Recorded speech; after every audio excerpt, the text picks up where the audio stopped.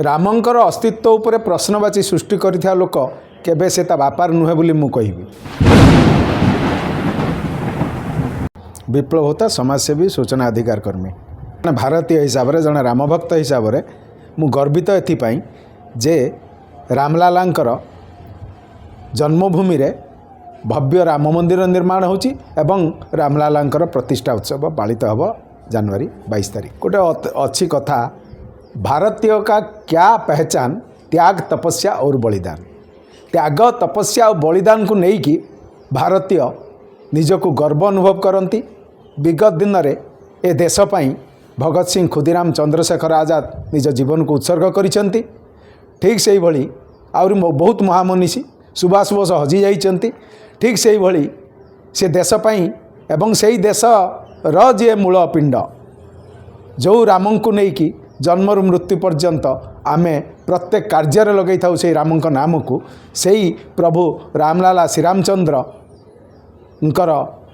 जो कलंक थिला तांका जन्मभूमि रे विदेशी आक्रमणकारी जबरदखल करथिले से जबरदखल को प्रतिहत करिकी आज 500 वर्ष परे जेतेले रामलालांकर मंदिर प्रतिष्ठा होची निश्चित भाव में आमे सेथिरे गर्व अनुभव करुचु। कारण आमे विगत दिन में 1992 मसीह से रामलाला दीर्घ 31 वर्ष आगु से रामलाला विवादीय स्थान को विवाद मुक्त करने प्रयास करूँ। कर सभार जाइलु एवं सेठारे आमे से विवादीय ढांचार पतन करी पुणी रामलालांकर मंदिर निर्माण करने वज्र शपथ नहीं। आज ता पूर्ण होगाक जाउछि।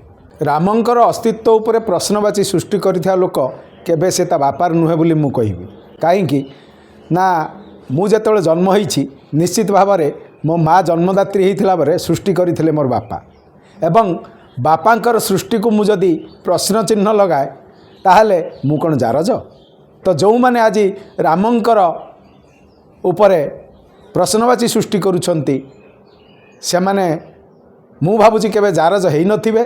तेणु रामंक नाम रे प्रश्नवाची तांकर हृदयर कथा नुहे तो प्राय, किंतु से माने राजनीति दृष्टि राजनैतिकीकरण करने निजर राजनैतिक फायदा को आज जाए जो उठाई आसुथिले से राजनैतिक फायदा को पुणी बजाय रखापी निजर फायदा उठाइवाई से माने ऊपर देखाणिया रामलालांकर विरोध करछंती। किंतु प्रकृत में से माने भी जेतेबेले मृत्यु होउची राम नाम सत्य हेरे तांको सबाधार जाउची एवं जेतेबेले जन्म होइचंती से रामंक नाम रे ही जन्म होइचंती एवं सेमानक हृदय कहूची रामलालांकर मंदिर हेउ, किंतु राजनीतिकरण पई से माने रामलालांको विरोध करछंती।